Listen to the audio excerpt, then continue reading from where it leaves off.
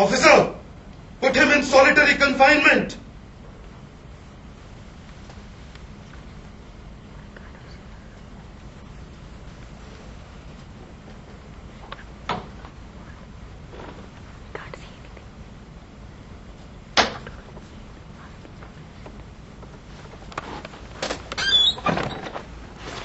Hey, you know what I saw? What? I saw Dr. King. You saw who? Dr. Martin Luther King. In here? No way. You must be crazy. Dr. King wouldn't be here. But I saw him. Give it a rest, will you? But I swear I did. I think he's just been in here till too long. You know, he's here. I know that man anywhere. So tall and proud. At least in pictures. Although he looks kind of sad now. Now, could that be because he's in jail? Yeah, go ahead and laugh. I know what I saw. Laugh all you want. Not even talking to you all anymore.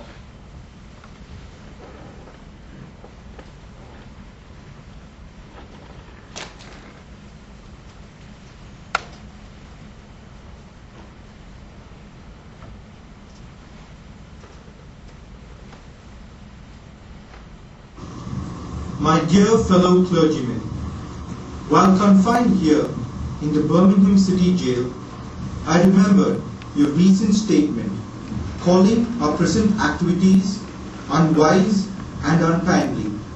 Seldom, if ever, do I pause to answer criticism of my work and ideas. But since I feel that you are men of genuine goodwill, I would like to answer your statement. So, what do you think he's doing? Writing a letter, I think. What for? Listen. I think I should give the reason for my being in Birmingham. Several months ago, a local affiliate here in Birmingham invited us to be on call to engage in a non-violent direct action program.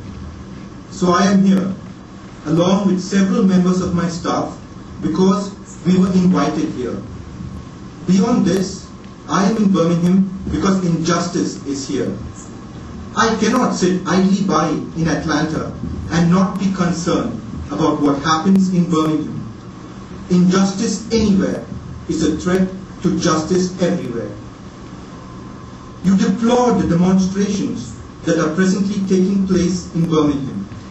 But I am sorry that your statement did not express a similar concern for the conditions that brought the demonstrations into being. I would not hesitate to say that it is unfortunate that so-called demonstrations are taking place in Birmingham at this time. But I would say, in more emphatic terms, that it is even more unfortunate that the white power structure of this city left the Negro community with no other alternative. Just a bunch of fancy talking. It's far more than that. Didn't you hear? He's talking about us. He's talking about our people. It's just words. It's just words. Nothing more to it. Who's he writing to? 8 of Birmingham's leading white pastors. What for? They say the king's causing trouble with all his demonstrations. So that's why the king's are here. He's just a troublemaker, like the rest of us. No, he's here because he won't give up. What's the use?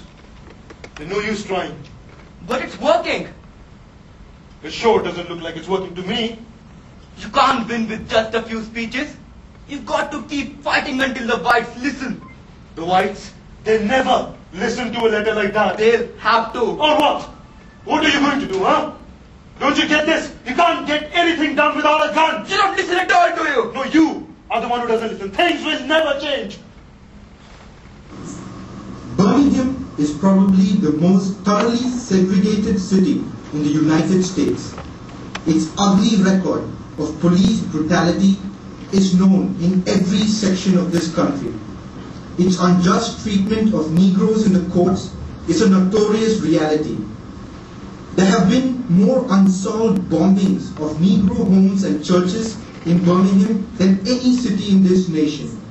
These are the hard, brutal, and unbelievable facts. On the basis of these conditions, Negro leaders sought to negotiate with the city fathers, but the political leaders consistently refused to engage in good faith negotiation. Does Cock King ever believe we can ever be free of this nightmare? Does he believe we can ever be free of these whites? We'll never be free of the whites. But maybe one day we can all live together. Never! You know, one day we will. One day we'll see one of our men with one of theirs, working together side by side, helping instead of hurting, building instead of fighting, and laughing instead of crying. One day we'll live in peace. We know through painful experience that freedom is never voluntarily given by the oppressor. For years now, I have heard the words, wait. This wait has almost always meant never. We must come to see that justice too long delayed is justice denied. We have waited for more than 340 years for our constitutional and God-given rights. The nations of Asia and Africa are moving with jet-like speed towards the goal of political independence, and we still creep on at horse and buggy pace toward the gaining of a cup of coffee at a lunch counter. I guess it is easy for those who have never felt the stinging darts of segregation to say, wait.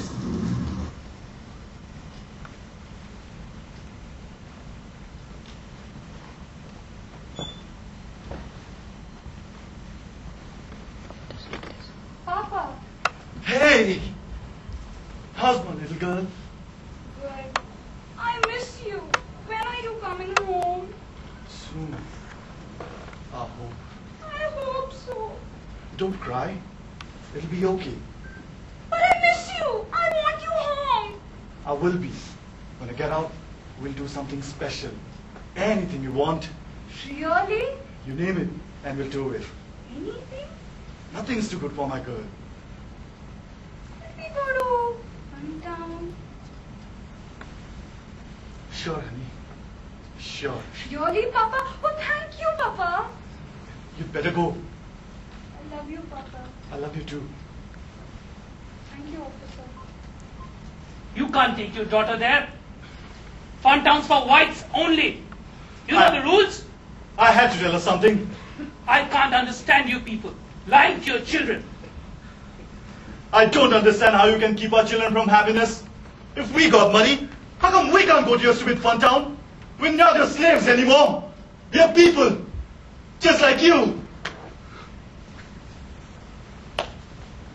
You suddenly find your tongue twisted and your speech stammering as you seek to explain to your 11-year-old daughter why she can't go to the public amusement park that has just been advertised on television, and see the tears welling up in her little eyes when she is told that Funtown is closed to colored children, and see the depressing clouds of inferiority begin to form in her little mental sky, and see it begin to distort her by unconsciously developing a bitterness towards white people.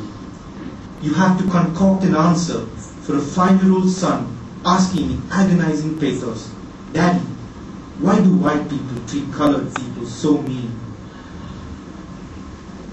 There comes a time when the cup of endurance runs over and men are no longer willing to be plunged into an abyss of injustice where they experience the blackness of corroding despair. I hope, sirs, you can understand my legitimate and unavoidable impatience.